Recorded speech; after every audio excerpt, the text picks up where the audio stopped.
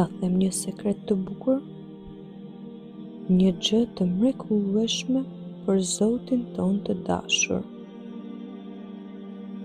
Një nga emrat e tij është Latif, i buti. A e di çfarë kuptimi ka? Zoti, vetëm ai, bën shumë të mira për njerëzit dhe ne derisa vdesim nuk i marrim vesh asnjëherë, kurse njerëzit kanë të kundërtën, pa të bërë një të mirë, duan të lavdërohen.